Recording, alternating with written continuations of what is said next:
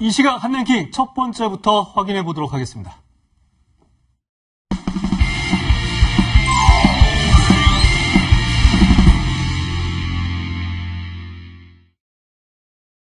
광복군에는 무정부주의 세력 한국청년전지공작대에 이어 약산 김원복 선생이 이끌던 조선의용대가 편입되어 마침내 민족의 독립운동 역량을 집결했습니다. 광복 후 대한민국 국군 창설의 뿌리가 되고 나아가 한미동맹의 토대가 되었습니다. 북한 정권 수립에 기여하고 고위직까지 오른 김원봉을 추켜 세웠습니다. 보수 우파가 받아들일 수 없는 발언으로 김원봉이 국군의 뿌리라고 하는 것은 전두환이 민주당의 뿌리라고 하는 것과 마찬가지입니다. 약산 선생의 재평가를 두고 자유한국당 등이 반발하는 것은 자신들의 뿌리가 친일파에 있다는 것을 자백하는 것뿐입니다. 네, 방금 들으셨다시피 문 대통령이 현충일 추념사였었죠. 그곳에서 언급했던 약산 김원봉에 대해 여야가 또 충돌을 하고 있습니다. 네. 이 해묵은 이념 갈등으로 번지는 양상인데 교수님, 네. 이 청와대에서 말하기에는 뭐 이념을 뛰어넘어서 통합으로 가자는 취지로 이야기한 거다라고 또 선을 딱 그긴 했죠. 그렇죠. 그러니까 대통령도 그렇게 말씀을 하셨고요. 그러니까 애국이라고 하는 것은 진보 보수를 떠나고 이념을 떠나서 국가를 위해 희생하신 분들이 다 애국자다 이렇게 얘기를 하신 거고요. 네. 또 발언 내용도 보면 무정부자도 있었고, 왜냐하면 임시정부에 참여했던 분들이요, 진보, 보수, 이런 이념적 대립에 관계없이 모두 다 국가를 위해서 싸우실 분들은 다 포함이 돼 있는 그 장소였어요. 네. 그러니까 임시정부 내에서도 뭐 이념적으로 다른 스펙트럼을 갖고 있는 분들도 함께 참여해서 활동을 했기 때문에 그 부분을 얘기하신 거고, 또 하나 말씀드리고 싶은 것은 이게 광복군이 국군의 뿌리다, 이게 맥락이에요. 그리고 광복군의 김원봉이 이끌던 의열단이 편입이 됐다 이렇게 얘기를 했어요. 네. 그러니까 물론 김원봉이 이끌던 의열단이 광복군에 편입이 됐지만 광복군이 국군의 뿌리가 됐다 이런 취지로 말씀을 하신 거고, 이건 역사적으로 이 부분에서는 아무도 부인을 못할 거라고 저는 생각을 합니다. 그게 보수적인 얘기를 하더라도 김원봉이 이끌던 의열단이 광복군에 편입이 됐고 그 광복군이 국군의 뿌리가 됐다. 이건 사실이잖아요. 그러니까 역사적으로 광복군의 발전, 광복군이 어떻게 생기게 됐고 그것이 국군의 뿌리가 됐던 역사적 과정을 설명하면서 약산 김원봉을 언급하신 거지, 저게 무슨 지금 이제 야당이나 보수당에서 주장하는 것처럼 네. 약산 김원봉에 대해서 뭐 훈장을 추수하거나 또는 그분에 대한 평가에 대해서 대통령이 뭐 나중에 북한에 가서 한 행적까지도 잘했다고 얘기하는 그런 투로 얘기하는 게 아니라는 거 말씀드리고 싶습니다. 그래서 네. 대통령 입장에서는 약산 김원봉이 어쨌든 그 당시에 광복군에 활동했던 부분, 또 의열단에서 활동했던 부분은 역사적 사실로 인정하고 그 부분이 역사의 한 페이지다, 한 부분이다, 이런 부분을 얘기하고 싶어서 아마 전체적으로 국군의 창설 과정을 얘기하면서 나온 발언이 아닌가 이렇게 생각을 합니다. 네, 뭐 어쨌든 문재인 대통령 과거에도 김원봉에 대해 언급한 적이 있는 걸로 아는데요. 하지만 일각에선 굳이 현충일에 역사적 평가가 다소 좀 엇갈리고 있는 김원봉을 언급한 이유가 있었을까? 왜 문재인 대통령이 언급을 했습니까? 글쎄요, 저도 참 납득이 잘 어려운데, 물론 우리가 뭐 통일이 됐다든지, 또 북한이 정말 비핵화를 해서 뭔가 남북 간의 어떤 정말 통일의 기운이 있다든지 하면 모르겠습니다. 네. 그러나 지금 여전히 남북 간의 어떤 대치적인 상황이고 변화된 건 별로 없습니다. 자, 그런 상황에서 우리 국군의 뿌리가 사실은 김원봉에 있다라고 이야기를 하는 것은 사실 저 자리가 보면요, 현충일 기념식 아니겠습니까? 현충일이 뭐겠습니까? 결국 6.25를 기념을 해서 결국 이제 우리의 어떤 호국 영령들 기념하는 날 아니겠습니까? 지금 문재인 대통령이 서 있는 그 뒷자리는 바로 6.25 우리 호국 영령들이 거기에서 안장돼 계시는 곳 아니겠습니까? 예. 자, 그러면 김원봉이 어떤 인물입니까? 물론 김원봉에 대해서는 여러 가지 논란적 인물입니다. 그 사람이 예를 들어 1948년 북한을 가기 이전에 조선어영군에서 활동을 했고 등등의 활동했다는 것은 뭐 다들 아시는 사실일 겁니다. 그러나 그 이후의 행동도 굉장히 중요하죠. 왜냐하면 6.25 전쟁으로 해서 우리 국군이 죽은 숫자만 공식적으로 13만 명입니다. 네. 그리고 실종자를 포함해서 거의 60만 명이에요. 거의 수백만 명이 6.25 전쟁으로 해서 목숨을 잃었습니다. 자, 그 원인이 뭐겠습니까? 결국은 김일성이 남침을 해서 이 원인을 낸 거 아니겠습니까? 그러면 그 남침에 직접적으로 관여했던 사람, 그리고 그 남침 당시에 북한의 고위직에 있었던 사람들, 그리고 1954년도에 북한의 난파간 접대를 훈련시켜서 내려보냈던 사람들. 이 사람을 지금 우리 국군의 뿌리라고 이야기를 하면 그럼 저기 안장되어 계시는 우리 호국 영령들이 어떤 생각을 가질까요? 저는 그런 면에서 보면 지금 국군의 뿌리라고 단지 김원봉만 아니죠. 예를 들어서 뭐 이범석 장군이나 지청청 장군이라든지 당시에 우리 다들 그 국군의 뿌리가 된 사람들이 있단 말입니다. 근데 그 사람들을 유독 빼버리고 유독 김원봉만 언급을 하면서 결국 국군의 뿌리가 됐고 한미동맹의 어떤 그 발판이 됐다? 이렇게 이야기를 하는 것은 역사적으로도 그렇고 그리고 이 문제는 사실은 대통령이 이야기하는 순간 이건 역사가 아니라 그냥 진실이 되어버립니다. 이거 어떤 면에서 보면 학계에서 논의할 문제를 대통령의 공식적인 저런 국가기념일에 이야기를 한다는 것은 저는 굉장히 저는 부적절하다고 보거든요. 그러니까 이 상황에서 여야 간의 어떤 대치가 심각한 상황에서 또 저 이야기를 꺼내므로 해서 지난 3.1절도 그렇고 5.18도 그렇고 독재자의 후예다, 친일파다 뭐 등등 하는 것이 저는 왜 대통령이 말로는 뭔가 애국이 보수가 진보가 없다고 하면서 실질적으로 이야기는 다 이렇게 갈라치게 하는지 저는 참 이해하기가 어렵습니다. 예. 네, 이렇게 김원봉 논란의 가장 큰 부분은 아마도 이 김원봉의 광복 이후 북한 행적 때문이라고 볼 수 있을 텐데요. 이 김원봉의 생전 목소리 잠시 들어보고 이야기 이어가겠습니다. 됐으나 이상해. 말대로 들어가 우리는 조국 운동과 연합해서 운동적으로 진입하려 하는 것입니다. 조선인민공화당 김원봉 씨는 양국 군대 동시 철폐를 고려하였습니다. 네. 이 조선의용대 대장으로 항일 무장투쟁을 할 때 1948년이죠. 북한으로 건너가서 이제 김일성과 함께 하던 시절 목소리를 들어보셨는데요. 네. 위원님, 네. 일단 김원봉, 이 약산 김원봉이 어떤 인물인지부터가 좀 정리가 필요할 것 같아요. 네, 일단 뭐 경남 밀양 출신입니다. 네. 그리고 이제 조선 의열단 활동이라는 게 당시에 이제 김원봉 같은 경우는 우리 독립운동을 하신 분들 중에서는 공산주의자도 있었고 또 반공주의자도 있었고 네. 또 거기에 무정부주의자도 있었어요. 네. 근데 이제 김원봉 같은 경우는 무정부주의자였습니다. 그래서 주로 이제 어떤 활동을 했냐면 의열단을 구성을 해서 요인 암살이라든지 그다음에 뭐 일제 어떤 파출소 파괴라든지 뭐 그런 활동들을 했어요. 굉장히 일제한테는 직접적인 위협이었죠. 그 독립 운동을 했던 부분은 명확한 사실인 거죠. 그렇습니다. 근데 이제 문제는 김원봉 같은 경우는 사실 임정을 굉장히 비판했습니다. 임정에 대한 어떤 활동을 내는 것이 너무 타협적이고 비투쟁적이다. 이런 네. 부분을 비판했는데 문제는 당시에 우리가 장제스가 사실 우리 독립운동을 지원하고 있었지 않습니까? 예. 근데 장제스가 그때 독립운동의 지원의 창구로 임정으로 단일화 시켰어요. 그러면서 이제 김원봉도 1944년도에 임정에 합류를 하게 돼서 당시에 국무원장을 맡게 됩니다. 자, 그러다가 이제 결국은, 결국 광복군에 같이 합류를 하게 됐는데, 결국 그때 우리가 광복군이 들어오기 전에 결국은 이제 일제가 패망을 선언했지 않습니까? 예. 그 이후에 1948년도에 제 단체들이 북한에 가서 어떤 통일 문제를 논의할 때 그때 이제 월북을 했죠.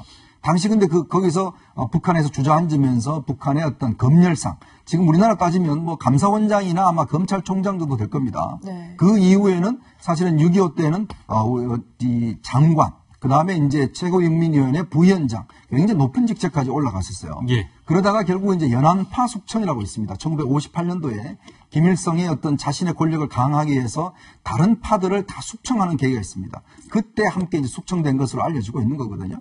이제 그런 면에 비춰본다면 상당히 어떤 독립운동에 있어서는 어떤 우리가 이야기한 대로 상당히 성과를 거뒀지만 그 이후에 대한민국 건국 과정에서는 정말 정반대의 조선민주주의인민공화국 창립에 핵심적 역할을 했고 거기서도 권력 서의 3위를 할 정도로 상당히 했던 중심적인 역할이 있었다. 이렇게 좀 평가를 할 수 있을 것 같습니다.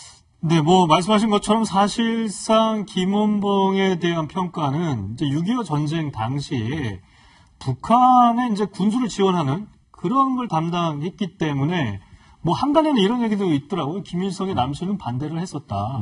그런 부분에서도 김원봉을 평가해야 되는 거 아니냐. 물론 이런 부분은 아직 역사적으로 정확하게 밝혀진 부분이 없어요. 맞아요. 네. 그렇다면 뭐 네. 이런 어쨌든 6.25 전쟁에 책임이 있는 김원봉에 대해서 어떻게 국민들이 좀 받아들여야 될지. 그러니까 국민들 입장에서는 사실은 이제 학자들 사이에서 의견이 엇갈려요. 지금 말씀하신 것처럼 연안파 숙청이 될 때 김일성의 빨치산파하고 의견이 대립이 돼서 결국 숙청된 거 아니겠습니까?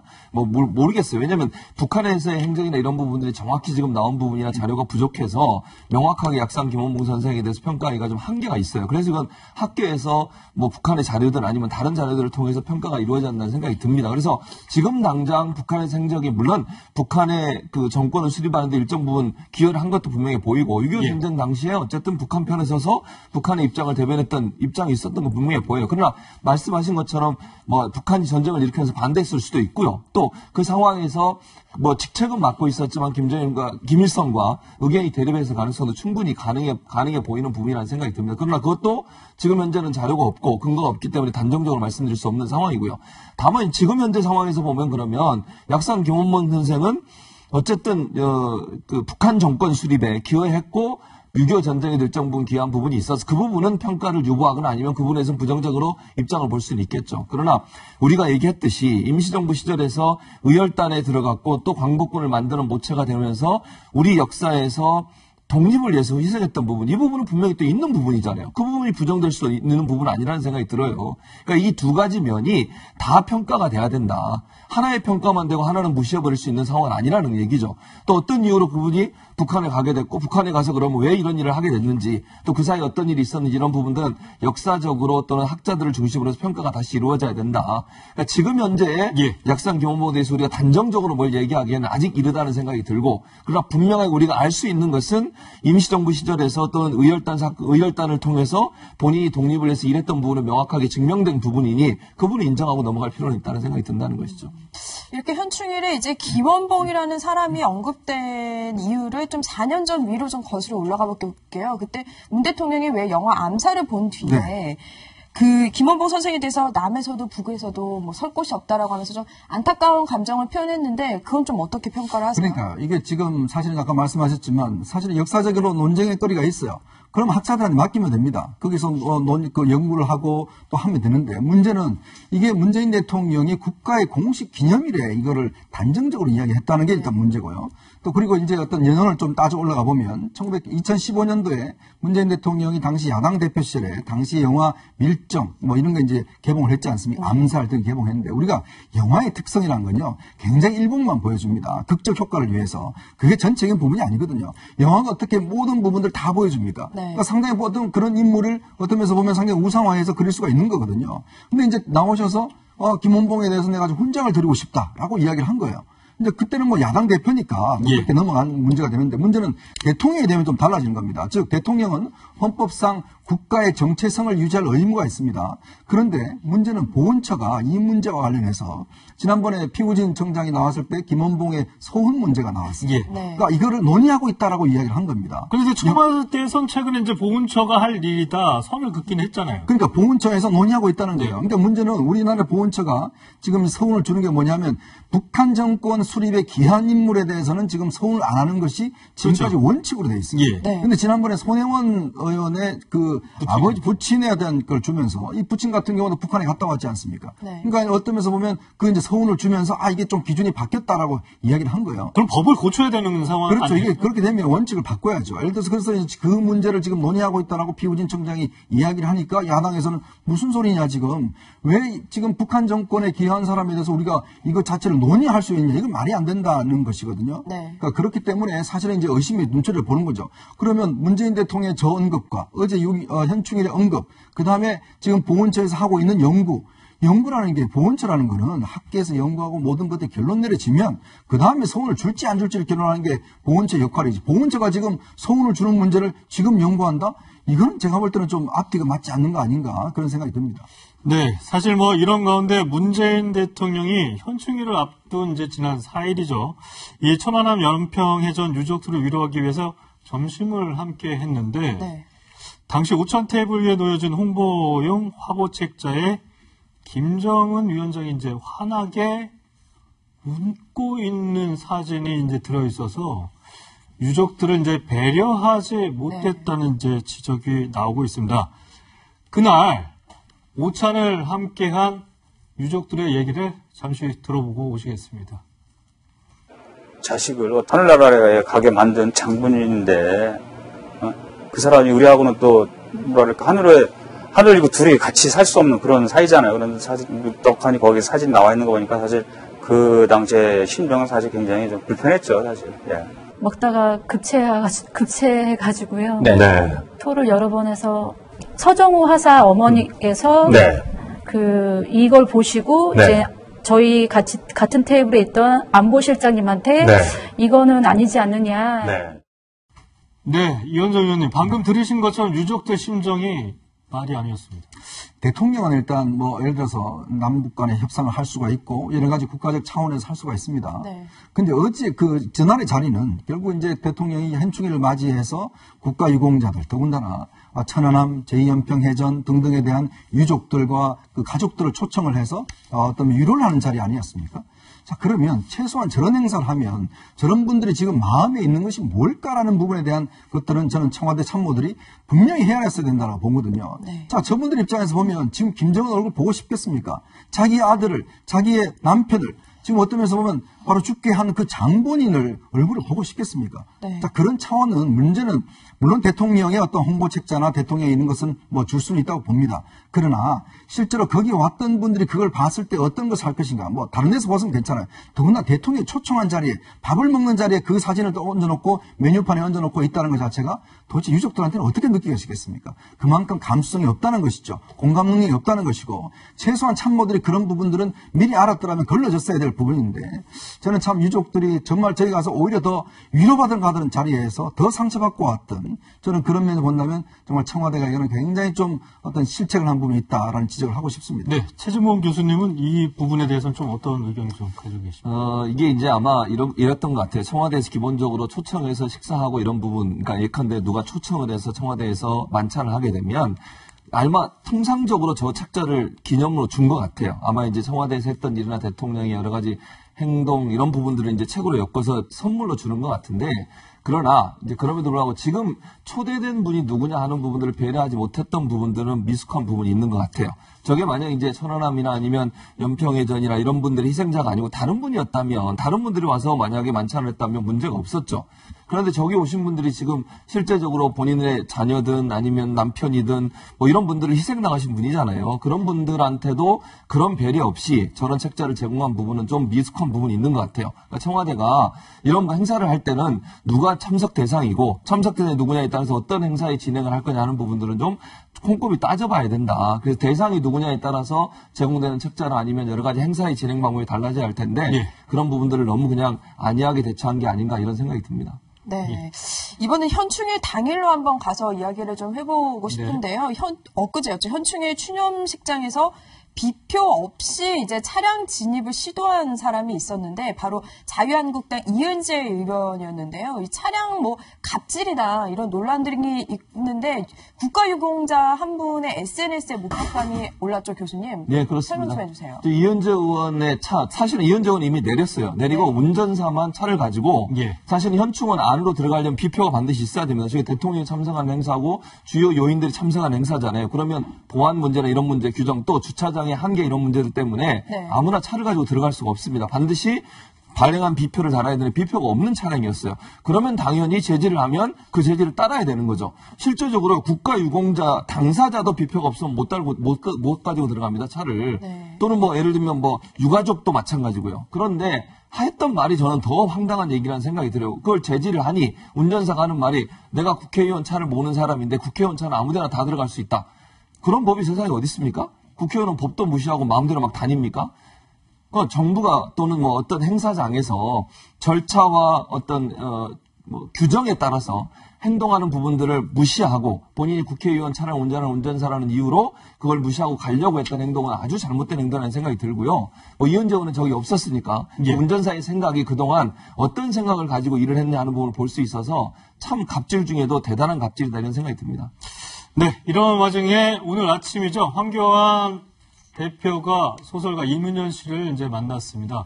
황 대표가 먼저 만나자고 청했다고 하는데 먼저는 식사를 원했다고 하는데 간단히 차 한잔 하는 걸로 마무리가 된 것 같습니다. 이문현 씨는 지난 2004년이죠. 새누리당 전신인 한나라당 공청심사위원을 맡은 바 있다고 하는데 이현정 의원님 네. 오늘 만나서 어떤 얘기들이 좀 오가? 글쎄요, 뭐 두 분 만나면 제가 뭐 배석을 하지 않아서 내용은 알 수 없습니다만 이문열 작가가 이제 이 만나기 전에 언론과 인터뷰에서 이제 몇 가지 한 이야기가 있어요. 예. 즉 자유한국당이 지금 이런 상황으로서는 도저히 안 된다. 즉 어떤 면에서 보면 인적인 문제와 관련해서 현재 있는 인물들 갖고는 도저히 안 된다. 그리고 오늘 아마 끝나고 난 다음에 이문열 작가 그런 이야기 같은데 옛날 보수 정권이 있을 때의 정책에 대한 문제점들을 좀 지적하신 것 같아요. 그리고 왜냐하면 황교안 대표가 저는 전임 정부에서 국무총리를 했지 않습니까? 자, 그렇다면 전임 정부에 대한 정책과 어떤 인적인 문제에 대한 책임을 갖고 있는 거 아니겠어요? 네. 저는 그런 문제에 대해서 보수의 어떤 뭐 상당히 중심적인 역할을 하시는 이문열 작가가 한 이야기가 저는 뼈 있는 이야기라고 봅니다. 왜냐하면 저는 이문열 작가가 지적한 부분이 황교안 대표한테 굉장히 큰 숙제인데 하나는 결국 인적 청산을 어떻게 할 것이냐. 즉, 지금 현재 있는 당내 친박이나 전 정권의 탄핵에 책임이 있는 사람들, 이 사람들을 어떻게 할 것이냐의 문제. 또 하나는 보수가 유능해져야 된다는 거거든요. 과연 지난 정권 같은 경우는 결국 보수가 유능하지 못해서 탄핵을 당했지 않습니까? 그런데 다시 정권을 갖다가 가려고 하면 그만큼 국민들한테 보수가 유능하다는 걸 보여줘야 되잖아요. 그러면 정책적으로 모든 면에서 실제 능력이 보여줘야 됩니다. 근데 지금 상황을 보면 별로 그런 능력을 보여주고 있지 같지 않아요. 뭐 대안을 제시하는 것도 없고. 자, 그런 문제에서 비춰본다면 저는 아마 오늘 이문열 작가 던진 두 가지 화두, 즉 새로운 정책과 인적 쇄신, 이 문제는 아마 황교안 대표가 굉장히 유념해 둬야 될 그런 과제가 아닌가 그런 생각이 듭니다. 네, 알겠습니다. 여기서 최진봉 교수와는 인사를 나누도록 하겠습니다. 감사합니다. 감사합니다.